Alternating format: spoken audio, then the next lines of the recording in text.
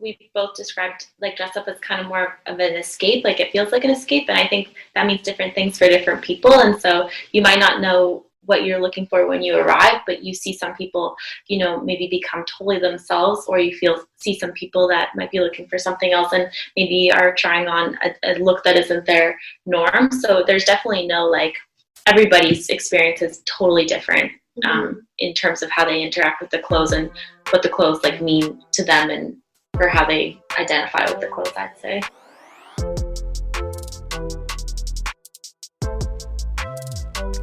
This is Also Cool Sounds Like. I'm Alejandra.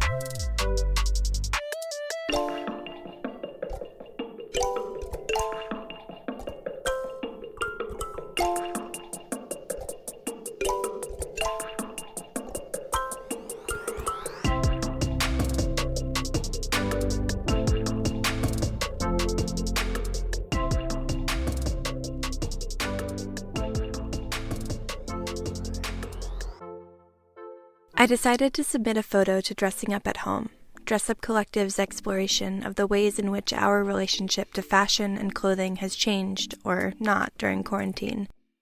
Anyway, that's how they explain it in their call for submissions.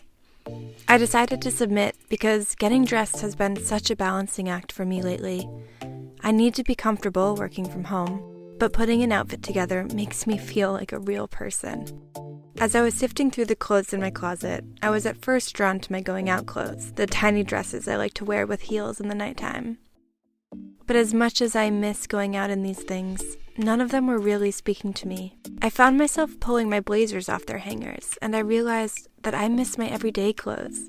I miss the outfits that give me the put-together, ready for the day, ready for the world feeling.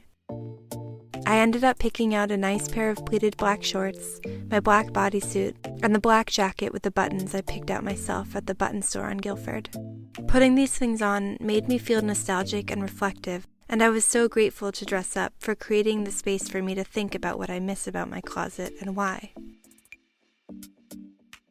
Tosca Webb launched Dress Up Collective in 2017 in an event of about 30 friends, with clothes she rented from the vintage shop she worked at.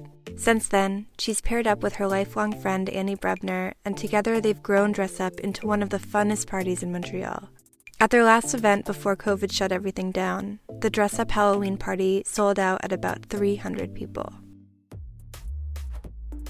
People really enjoyed it, and seeing people kind of change when they put on outfits and from the beginning of the night feel like weird about the concept and about putting on an outfit, and then to the end of the night they're like writhing on the floor and like quick changing in the middle of the room, and it was just so magic. And that first night I'll never forget it. It was so special. So yeah, from there I was just like, you know what, we can make this an event. I feel like people want something like this.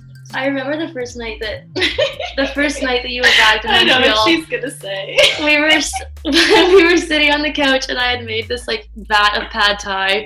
We were just like in our underwear eating pad thai and drinking wine. She's like, okay, so what are you doing? Like, tell me about your life. And I was like, well, I did this thing that I named Dress Up. I don't really know. And then I told you about it, and you were like, very interesting. And for context, we were like best friends, and then didn't see each other for like maybe 3 years. Yeah. So this was our first reunion in a long time. But yeah, I did probably think it was very interesting. And here we are. Yeah. There are a lot of logistics involved in an event like this. Tosca and Annie bring all the clothes to the venue themselves, and since the setup of each venue is different, the way they organize the coat check and set up the clothes has to be tailored to the specifications of the space they're in. But beyond the clothes, they're also hosting a huge party, and making a party fun involves a bunch of people. They pull in DJs to play records, photographers, people to run coat check, and people to make sure that everyone can find their clothes at the end of the night. In an ideal world in which we weren't currently in the middle of a global pandemic, I would have brought my mic to a dress-up event and recorded the joyful sounds of the music and dancing, and of course people changing into and out of various pieces. That obviously wasn't possible, so I went to go visit the stars of the show, the clothes. We've got an inventory of probably like 300 plus pieces, and We always have enough for every event, but for some reason before every event, I guess we just get bored of the pieces because we see them so often at our studio. So before every event, we're like, well, what's 100 more? We just want everyone to find a piece that they feel good in, which is why we feel so motivated to just bring as many pieces of clothing as we can to every party, regardless if 10 people show up or 400 people show up, you know what I mean? Annie and Tosca keep their clothes in a big, open studio with high ceilings shared with artists and creators of all kinds. Even though I visited at night, the space felt bright and busy and had a lot going on. When I arrived, they had a small set up behind a draping curtain for a photo shoot they were preparing for. We spent some time chatting on the 2 velvet couches, but as we talked, I felt my gaze pulled towards the racks set up to my left. So this rack is the scariest thing in the entire world. It's fallen over on us one time, and that was horrifying. And we also had to carry it up the 4 flights of stairs with Tosca's sister Margaret. Yeah. That was really bad. I had to wheel this home by myself. I picked it up from Craigslist. It's like, I don't know how much this would weigh, but I had to wheel it home. My boyfriend, came and met me. And yeah, we finally got it in the studio. So we're never leaving. Hey, I was actually just looking at this weird looking vest, green striped vest, and it reminds me of one of our first events, Brennan. Aw, shout out. This, like, I call him like almost like monkey-like. He just climbs everything, and there's a picture of him wearing this vest, like hanging upside down from the pipes in Psychic City, which I really don't think he was supposed to be doing. So wait, hold on, fill it back out for 1 second. Yeah. So it's a buttoned vest with like wooden buttons. Yeah. And it has 2 stripes of embroidery. Yeah. Hi, have a good night. Bye. 2 types of embroidery with like these circle patterns and like kind of, I don't know, I guess you could almost call them floral patterns. Yeah, there's like there's little mirrors in the middle of the flowers. Aw. Or something, I don't know. Where did you get this? We can't tell, Eddie. I definitely think the act of going and dressing yourself in a space with other people just leads you onto this kind of path of a night that you wouldn't be on if you had perfectly got your perfect outfit together and arrived and just said, here I am kind of thing. So Looking at the clothes and the colors and shapes, the A-lines and soft pastels, the neon crop tops was exciting. It made me giddy to think of what it would look like to see each of these pieces filled with a dancing body, weaving through one another and through space. And one of our biggest kind of values is we're really focused on how the clothes make our partygoers feel. Like that's one of the main kind of lenses that we look at dress up through is when we're buying clothes, we're just thinking of how would this make you feel. I think that clothes are always going to give someone a different feeling. Like I could pass the same shirt on to a group of people and we'd all feel different wearing it. What's really beautiful at events is seeing people try on a shirt that they might not necessarily feel great in and just take it off and pass it to their friend and say, I think that you'd look amazing in this. You should try this. You know what I mean? That exchange is really beautiful. Okay, I was saying to Annie, it's so ugly that I love it, you know? Tell me what we see here. Okay, so it's like a cotton blend 3/4 length shirt with just like sailboats and some kind of city. Some kind of landscape.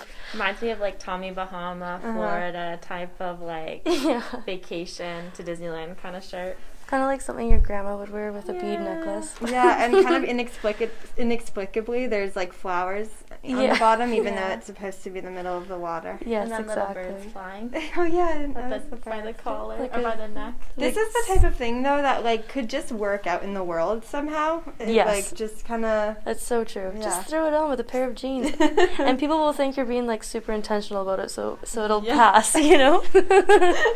This I think is so cute, but no one's bought it yet. What? I love it. So I might just have to keep it for myself. Yeah, it's gorgeous. Isn't it? And it has a hood. What? And a zip. So how would you explain this? It's like a white netted sundress, see-through, kind of like fishnetty, with a t-shirt and a front zip and a hood. Anything with a hood I adore. I know. For some reason, it just makes it so fun. And so many people have tried this on and no one's bought it yet, so I don't know. That's I don't know crazy. what the issue is. Yeah, it's like, it looked, I mean, depending on who would be wearing it, but on like me, it would be like, I don't know, mid-thigh, knee length. Yeah. It Really cute. reminds me of those towels that you got when you were a kid that were like Winnie the Pooh or something, and you put it over with the hood. Yeah. But in a good way. That make it fashion. I can pull this one up. This is my favorite, or one I would really want to wear. I should try it on, actually. It's like a C. Oh, I know. Wow. So we got this from our friend Zacky's sister, who has Bulda's Love Vintage, which is her vintage stuff On Etsy. on Etsy, and she gave us this when she was moving. It's so beautiful. So this like, could be with like gloves. Oh yeah, I should describe. It's like a sparkle bodice with like a long, Like brown iridescent. pleated skirt. Yeah, like a big false princess skirt. Strapless. It's very fun. Yeah. Hanging there motionless on their hangers, though, I just wanted to touch the clothes. I ran my hands over velvet and sequins and lace and silk. It made me think of what Annie had said about focusing on how the clothes make people feel. I know that she meant internally, but I do think that the physicality of the textiles is powerful too. When I wear velvet, I feel sultry and elegant because of the way it feels on my skin. Running my hands over all of the clothes, I could literally feel what it would be like to be at a dress-up event. Oh yeah, this is just a trio. What's 4? Quad? It's 5. Oh, No, it's 4, sorry. quad of rock star. Our shimmer collection. Our shimmer collection. So it's several collared shirts that are shiny. One is shiny silver, one's shiny red, one's sparkle silver, and one's kind of more like a Silvery. Josie and the Pussycats kind of It rock. reminds me of what Rachel Green would wear to New Year's. Rachel Green is that? Oh yeah. Jennifer Aniston. Oh yeah. You know? Friends. Or like a... Yeah, it's almost giving me like Lizzie McGuire vibes. Yeah. I love it. So those are fun. Sparkle, sparkle. Sparkle, sparkle. Does it? What else are we A 2-piece Laura Ashley suit. Don't mind if I do.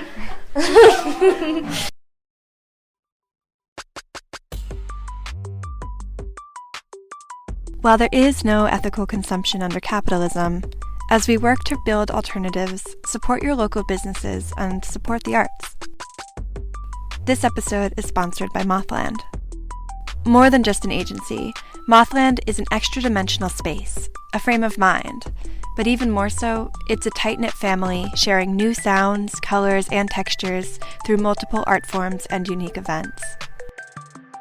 The collective also aims to fill somewhat of a vacuum in the Quebec music scene, providing visionary artists in the psychedelic, experimental, and art pop genres with an alternative label. Be sure to follow them as they're gearing up for a multitude of new releases, ranging from sophistopop all the way to minimal electronica. You can find them at mothland.com, at Mothland on Instagram, or at Mothland Sounds on Twitter. Now back to Dress Up.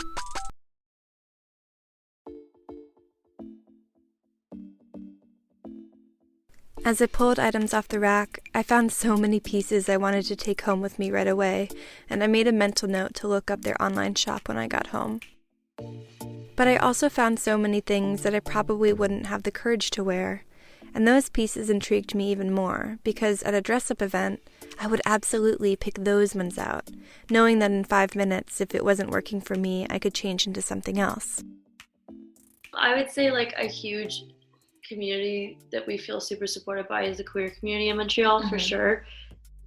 They've been like really integral to our growth and our success, and I just want to like hug everyone and thank them. And students, young people, I would say that's kind of the, I don't know, people like us, you know? Yeah, always really fun, really accepting, like great energy. That's the only thing I can say. It's just like people bring such amazing energy to our parties, and you know, one thing that's been so fun for Tosca's Eyes, sometimes we see people that Tosca might know, or that we meet, you know, in a different experience, come to the parties, and then they meet someone else that we might know through another. It's just been really fun to like see people form connections at our events, and I feel that Tosca and I, we've gotten to know most people that have come through, and love them. Yeah, very much. Yeah. And it's always so exciting seeing returning faces as well. Like, you liked enough to come back. When we were little, like, dressing up is such a fun, I don't know, it's like you get to be somebody else or yourself, but you know, I just always felt the real playfulness with it, and just, you know, when do you get to really do that anymore, besides, you know, sometimes we will say, okay, we're gonna get dressed up tonight if we're gonna go out for dinner or something, but I don't know, there's just like a playfulness and a fun environment to be like, okay, I get to do this again, and and you just feel light, I don't know, like young and free. Part of what I love so much about clothes is that they allow you to create who you want to be that day. Every morning when I'm picking out what I'm going to wear, I'm deciding who I'm going to present to the world, even if the world that day only includes my cat and myself. But when there's someone new inside you that you think you'd like to introduce to the world, it can be scary to do that in the spaces and contexts that have never seen you present yourself this way before. I think that dress-up events provide a space where people can abandon their inhibitions, which I think is a really childish quality that we all eventually kind of grow out of or forget how to access. So I think that's a really special part of these events and of this initiative, is to just kind of help remind us all that we have that inside of us, and to tap into that inner child and that lack of ego. And it's really hard to do. And so when you have a community of people around you who are all kind of on the same page, it's kind of like, okay, 1, 2, 3, let's all do this together. It's so much easier, and it comes back to you so much easier. Obviously, I'm alluding to gender here as one of the most performative aspects of our identities. Clothes are a beautiful way that we can subvert gender expectations, because with so many options out there, so many possibilities, so many available identities to perform, so many shirts and pants and skirts and dresses and whatever, a binary just seems laughable. But it goes beyond gender too. We contain multitudes, and clothes give us the chance to express it all if we want to. They're always different, because different people always come, and they're always different venues, it's always different clothes. But I think the one thing that maintains through all of them is just this feeling of like freedom and excitement. I don't need to go into all the problems tied up in the fashion industry, but we can't ignore the stark separation of men and women's fashion. Not just the labels, but the wild differences in forms of expression. Don't get me wrong, I love men's fashion. I think there's a lot of beauty in the subtlety of the details, and I've always liked the way I look in clothes designed with men in mind. But women's fashion is so full of color and diversity and loud expression. In fact, it might be one of the very few areas in which women have been allowed to be loud. Even in moments when women have been denied the right to make statements with their words, it's been accepted to make statements with our clothes. Yeah, I really feel like there's so much nuance, and there's so much underlying importance around clothing that is just not talked about, because it's like associated with femininity, and like femininity is bad, you know?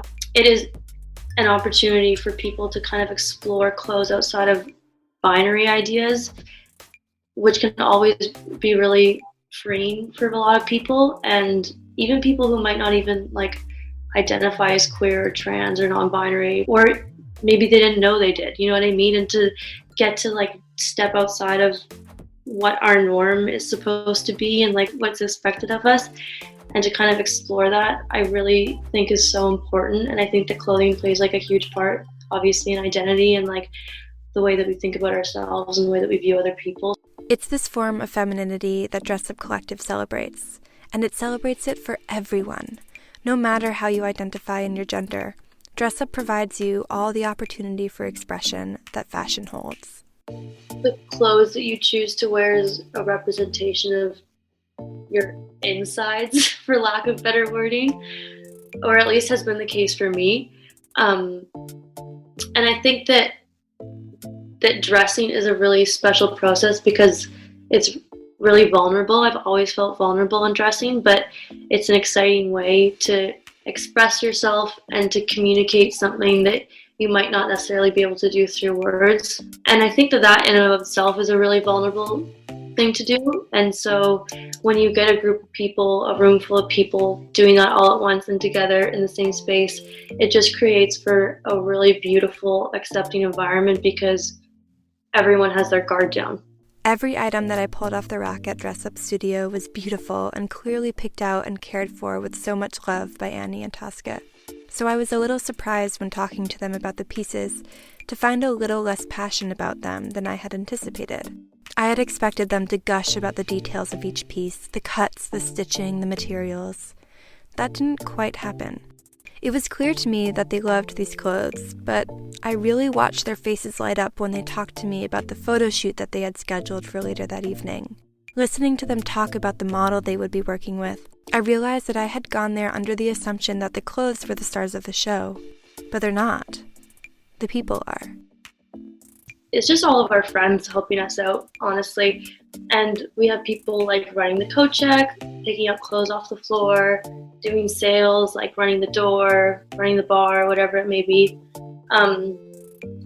And then when we do content creation, we often do just open call outs. So to people who follow us on Instagram and whoever reaches out, we're just like excited to work with different people in the community. Our main photographer is Betsy Mae Smith, another plug, shout out, who is awesome and who I worked with for a while, and that's how I know her. And yeah, like a lot of the people who model for us and who are involved in the things we do are just our really good friends and friends of friends and people in Montreal, people in the community. Tosca and Annie talk about their community with an immense amount of love, both the people they collaborate with and those who go to their events. For them, a collective isn't a bounded group of people with a necessarily unified vision or goal. It's anyone who wants to join them and dance and play and dress up. Literally every single person we've ever met basically through Dress Up is just like doing their own amazing work or just has so much to share. So it's like exciting for us to be able to work with these people. After the first 2 minutes of talking to them, I knew I just needed to be friends with these two women. They brought so much joy to our conversation, and it was immediately clear to me why so many people are drawn to collaborating with them. I actually had a really interesting conversation with a friend recently about who are you when no one sees you. And I think that quarantine like really forced a lot of people to confront that and like forced me to confront that feeling with myself of like, am I dressing for myself or am I dressing for other people? Or am I dressing because I like want to express something to other people? And I think that like being alone in a house away from anyone else was a really like stark wake up to just like realizing that clothing, as much as it can be like for myself a lot of the time, I think that like it is for other people, and like where do you draw that line and what forces that differentiation? While we all wait at home until we can go back out and dance together again, Dress Up lives on. Early on in the pandemic, they launched the project Dressing Up at Home, in which anyone can submit a picture of themselves in any outfit they wish, along with a short reflection about what getting dressed in this solitary period has been like for them. COVID, when it first hit, was so confusing for everyone in different contexts, but for Dress Up, we were just really lost because we had these plans and we were both kind of displaced. Like I was working from home now, and then Tosca ended up leaving Montreal for a little bit, and we really didn't know what to do. But like our kind of main goal, or we were just motivated to stay connected with our community, and so we were like, why not just have people like let us know how they're feeling and like share that kind of with the community. And Tosca was so great at like, you know, curating the way that they were presented, like little text boxes and having it be a carousel, which I thought was so cool, like kind of highlighting in groups. And I feel that it, you know, resonated just because it's such a small world, and like when we're connected through different things, it's like fun to identify like, oh, I know them, or oh, no, I know them. So I think it was fun to just kind of form some connections in that way. We were just so humbled and excited by people like sharing with us some of their really deep reflections and experiences about what they were going through. And then also just to like see people, you know, put together their looks and their rooms and their spaces. Like it was like these little snapshots into people's lives, and it was just so, I don't know, we were really blown away by the project. I think that like why it resonated so well with so many people was because it was just such a strange thing to be going through simultaneously all together. And it was so isolating and so disconnecting and so discombobulated. And it was kind of like everyone at once finding their footing as to like how we can stay connected via the internet. And it was just a really, again, like vulnerable thing to write about what you've been going through, and to share a picture of an outfit in your own space and share it on the internet with who knows who's going to see it. Vulnerability inspires vulnerability, and it was just a snowball effect where it's like one person shares one thing and then someone else is like, oh, if they can do it, so can I, you know? Yeah, I think like for us on a brand level and like an awareness level, was a really big step for Dress Up. We had like kind of created certain spaces and we had no idea that there was potentials for other avenues. It was really kind of cool to see that our values can transcend on other formats, and that people still enjoyed like sharing their feelings and their looks. So yeah, it was really fun. In January, they started accepting submissions for a second iteration. What I love about dressing up at home is that it gives us a chance to peek inside all of these different worlds, all these intimate little spaces where people are living their everyday right now. The project is beautiful and honest and vulnerable. It's an example of the best that social media has been able to offer us in this time. If anything, I just learned from dressing up at home is that it just reiterated the fact that like Tosca and I are kind of mere hosts, like the community are like the real stars of the show, and like anytime we can just help format their stories or their space, like that's like what makes us happy. Totally. And I feel like too, that series just like shone a light on, this is not about us, and it never has been. This is about people who interact with Dress Up on any level, and it's just about spotlighting them, because I just love people so much and I believe in people so much and I want people to be happy, and we're just the hosts to boost these people up, because I truly believe that everyone is a superstar and like everyone deserves a spotlight and everyone needs to be seen and heard. Dress Up is one of, for me, like a real dance party. Like that's something I dream about. And there's only been a few times in my adult life where I've really just like danced like that. Once I realized the dance aspect of Dress Up, that was a really powerful and motivating thing for me. I was like, oh my God, this was so fun, you know? I always want places where I feel comfortable wearing the most outrageous outfit. And so I think that for me would be kind of the motivating factor in coming to these events. And this idea that you can walk into a room and no one's looking at you and you don't feel out of place is so exciting. I think that the idea of like changing at a party and like sharing clothes with the people around you creates a really vulnerable environment, and it's a really vulnerable place to put yourself in. And I think that dance is also a really vulnerable thing, to open yourself up that way and to express yourself through movement that way, visibly in a party setting. So I think that the two kind of go hand in hand with each other. I must say, it did feel good to pick out an outfit to show to others as I put together my dressing up at home look.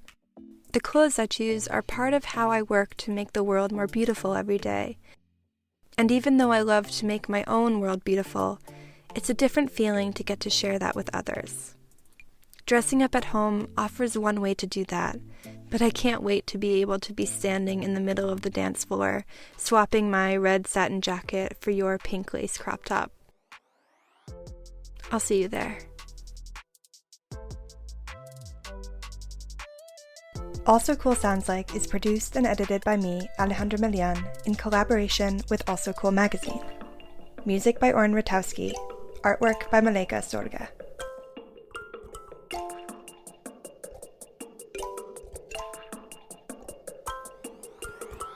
Check out the magazine at alsocoolmag.com or on Instagram at alsocoolmag. Don't forget to subscribe on Apple Podcasts, Spotify, or any other cool places you like to listen.